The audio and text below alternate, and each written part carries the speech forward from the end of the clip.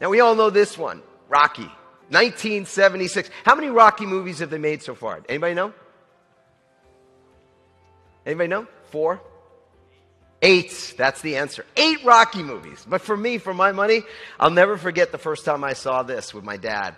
And I got out of the theater just running and jumping and just like, yeah, da-da-da. You know, it's like, this is great. You know what? Rocky wins our hearts, yes? He wins our hearts, but he loses the fight. And he don't look too good in the end either, does he? He's all banged up. And why I'm sharing Rocky with you is because we've been taught that resilience is about endurance. You know, Rocky gets knocked down, he gets back up. He gets knocked down, he gets back up. He's the model of endurance. That's an element of resilience, but it's not even the most important part, studies have shown. This Harvard Business Review article compared high-performance athletes with high-performing executives, people in business. What they found was that there was one thing in common between those great athletes and those great executives and business people, and that was their rituals. Say that word. Their rituals for recovery. Their rituals to create resilience for themselves.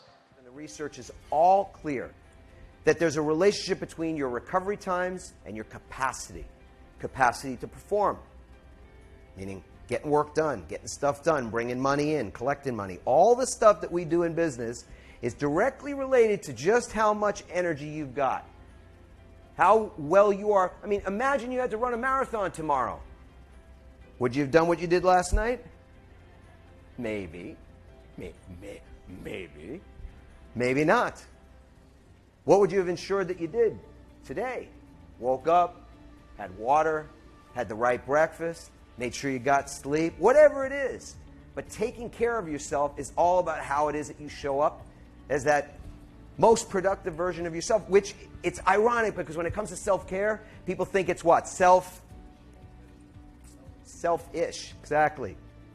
But it's really selfless. Because the better version of you is the better version of that person that can handle all the stressors that we talked about at the beginning. So the key is to develop these things before you need them.